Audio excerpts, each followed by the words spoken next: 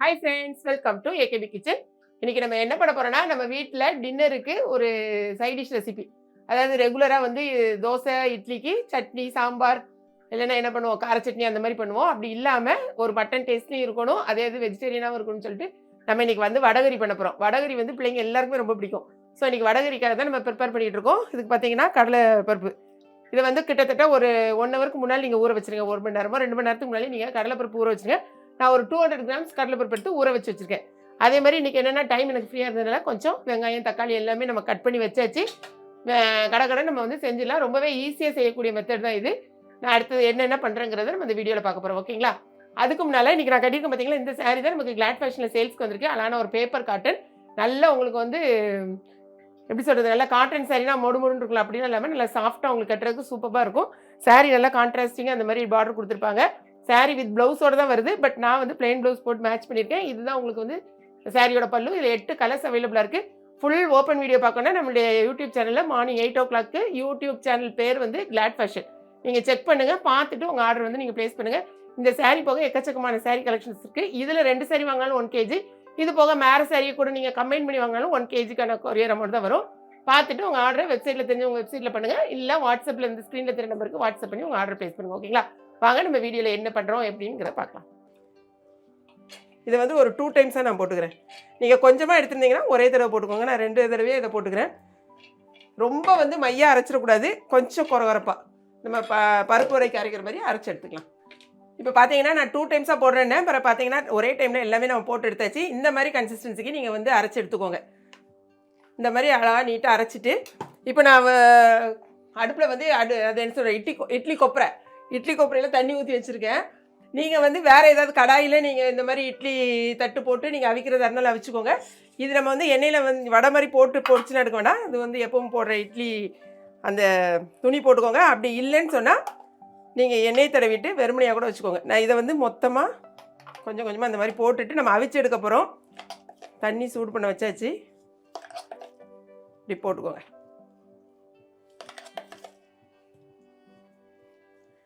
இது வந்து ஒரு 10 நிமிஷம் நல்லா வேக விட்டுருங்க. மாவு நமக்கு நல்லா வெந்து வரணும். இப்போ நம்ம வந்து இப்படி பாத்திரத்தில் வச்சுக்கலாம். வச்சுட்டு மூடி போட்டு மூடி வச்சு ஒரு 10 மினிட்ஸ்க்கு மேலே அவிய விடணும். ஏன்னா கொஞ்சம் நிறையா இருக்கிறதுனால ஒரு 10 நிமிஷமாவது கட்டாயமாக அவியணும். அது நல்லா வேகட்டும். அதுக்கு முன்னாலே நம்ம அந்த சைடில் நம்ம அடுத்தது வந்து தாளிக்கிறது அடுத்த ப்ராசஸ் பண்ணலாம். இந்த கடலைப்பருப்பு நம்ம அரைச்சதை வந்து கொஞ்சம் நேரம் வேக வச்சுருக்கோம். அடுத்த பர்னரில் நம்ம என்ன பண்ணுறோன்னா, கடாயை அடுப்பில் வச்சுக்கோங்க. எந்த பாத்திரத்தில் நீங்கள் குழம்பு வைக்கணும்னு நினைக்கிறீங்களோ அதை வச்சுட்டு சூடு பண்ணுங்க.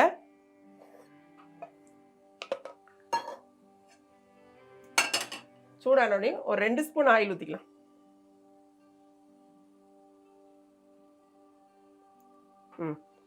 ஆயில் வந்து ஒரு 2 ஸ்பூன் ஊற்றிருக்கேன். கொஞ்சம் சூடாகட்டும். எண்ணெய் நல்லா சூடாயிடுச்சு. பட்டையை பாருங்களேன், ஒரே ஒரு பீஸ் பட்டை, பெரிய சைஸ் பட்டையை எடுத்து இந்த மாதிரி குட்டி குட்டியாக வச்சுருக்கேன். இந்த அளவுக்கு பட்டை போட்டுக்கோங்க. 4 கிராம்பு, ஒரே ஒரு பிரிஞ்சி இலையை சின்ன சின்னதாக பிச்சு வச்சுருக்கேன். 1 ஸ்பூன் சோம்பு போட்டு லைட்டாக வந்து பொன் வறுவலாக வறுத்துக்கோங்க. நான் எடுத்துருக்க வெங்காயம் பார்த்தீங்கன்னா 3 மீடியம் சைஸ் வெங்காயம் 3 எடுத்துருக்கேன். தக்காளி 2 எடுத்துக்கோங்க. அதாவது வெங்காயத்தினுடைய குவான்டிட்டி வந்து கொஞ்சம் ஜாஸ்தியாக இருக்கணும். தக்காளி வந்து கொஞ்சம் கம்மி பண்ணிக்கோங்க. அதனால் 3 வெங்காயம் எடுத்துருக்கேன். இப்போ நம்ம வந்து நல்லா கோல்டன் ப்ரௌன் கலர் ஆகிட்டு பாருங்கள் சோம்புலாம். இந்த டைமில் வெங்காயத்தை நீள நீளமாக கட் பண்ணி வச்சுருக்கேன். வெங்காயத்தை போட்டுக்கோங்க.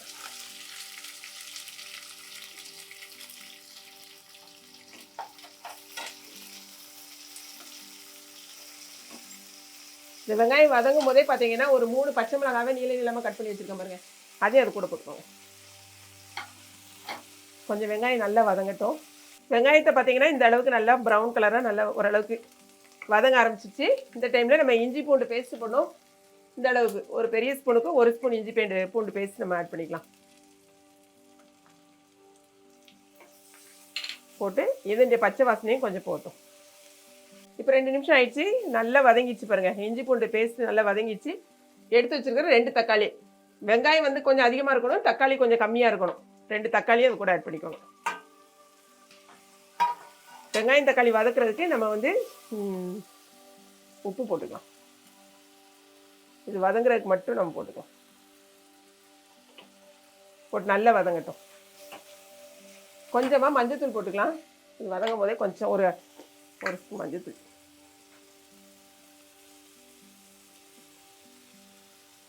போட்டுக்கலாம்.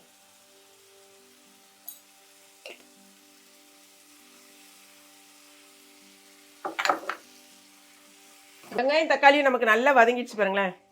இந்த மாதிரி நல்லா ஸ்மாஷ் ஆகணும். நல்லா வதங்கிடுச்சு. இந்த டைமில் நான் வந்து பாருங்க இது நல்லா அவிஞ்சிடுச்சு. நமக்கு மாவு நல்லா அவிஞ்சிட்டு ஸோ நான் ஆஃப் பண்ணிட்டேன். இதை கொஞ்ச நேரம் இந்த மாதிரி எடுத்து கொஞ்சம் ஃப்ரீயாக விட்டுருங்க, ஆறுறதுக்கு விட்டுருங்க. இப்போ இது கூட நமக்கு தேவையானது மசாலாவை நம்ம ஆட் பண்ண போகிறோம். காரம் வந்து நான் ஏற்கனவே பச்சை மிளகாய் வேறு போட்டிருக்கேன். அதனால் 1 ஸ்பூன் தனி மிளகாய்த்தூள் வந்து 1 ஸ்பூன் போடுறேன். நீங்கள் குழம்பு மிளகாய்த்தூள் இருந்துச்சுனாலும் நீங்கள் சேர்த்துக்கலாம். அது கூடவே பார்த்தீங்கன்னா 1 ஸ்பூன் பிரியாணி மசாலா ஆட் பண்ணிக்கோங்க. அப்போ தான் அந்த டேஸ்ட் வந்து ஹோட்டலில் வைக்கிற டேஸ்ட் வரணும்னா 1 ஸ்பூன் பிரியாணி மசாலா. இதுலேயும் உங்களுக்கு காரம் இருக்கும். 1.5 ஸ்பூன் நான் வந்து தனியாத்தூள் எடுத்துருக்கேன். தனியாத்தூள் 1.5 ஸ்பூன். இந்த மெஷர்மெண்ட் வந்து நீங்கள் கரெக்டாக செக் பண்ணிக்கோங்க. ஒரு 2 செகண்டு நல்லா போட்டு இந்த எண்ணெயிலேயே கிளறி விடுங்க, பச்சை வாசனை போடுறதுக்காக. ஃபர்ஸ்ட்லேயே வந்து கருவேப்பிலை போட்டுருக்கணும். நான் கருவேப்பிலையை மறந்துட்டேன். கழுவி வச்சுருக்க கருவேப்பிலையை இது கூட போட்டுக்கோங்க. நீங்கள் ஃபஸ்ட்லேயே வதக்கும் போதே இதை சேர்த்து போட்டுக்கோங்க. இப்போ எல்லாமே நல்லா வதங்கிச்சு. தேவையான அளவுக்கு நம்ம தண்ணி ஊற்றிக்கலாம்.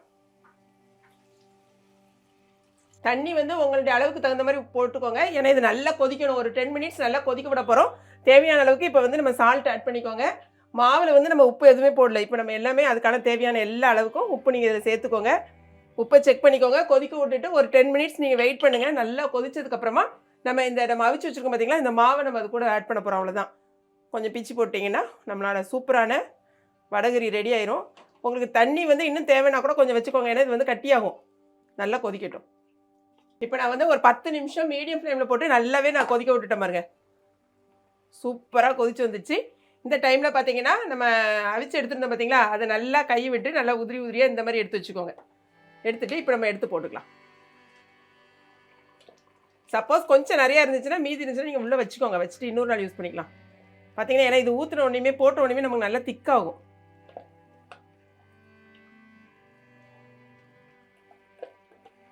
இது கொஞ்சம் நல்லா திக்காக நிறைய வச்சு சாப்பிடுங்க. ஏன்னா சூப்பராக இருக்கும்.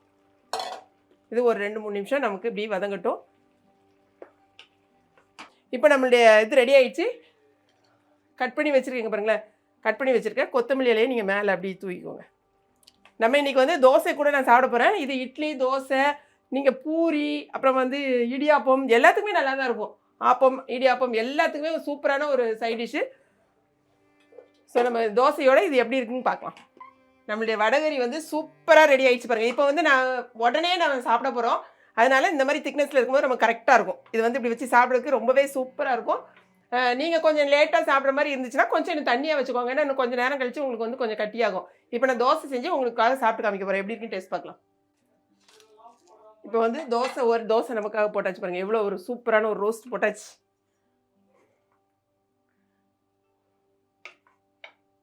அவ்வளோதான்.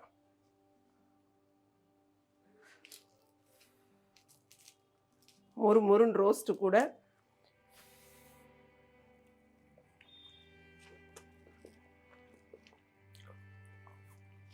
வேற லெவலில் இருக்குது டேஸ்ட்டு.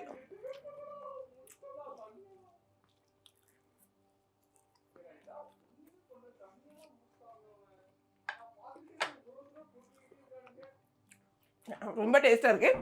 ஸோ இதே மாதிரி ரெசிபி நீங்களும் உங்கள் வீட்டில் செஞ்சு பார்த்துட்டு எப்படி இருக்குங்கிற ஃபீட்பேக்கை நீங்கள் சொல்லுங்கள். இந்த வீடியோ உங்களுக்கு ரொம்ப பிடிச்சிருக்குன்னு நினைக்கிறேன். ரொம்ப ஈஸியாக செய்யக்கூடியதான இந்த ரெசிபி நீங்களும் ட்ரை பண்ணி பாருங்கள். பிடிச்சிருந்துச்சுன்னா லைக் பண்ணுங்கள். மறக்காமல் கிளாட் ஃபேஷனுக்கும் ஏகேபி கிச்சனையும் சப்ஸ்கிரைப் பண்ணுங்கள். தேங்க்ஸ் ஃபார் வாட்சிங்.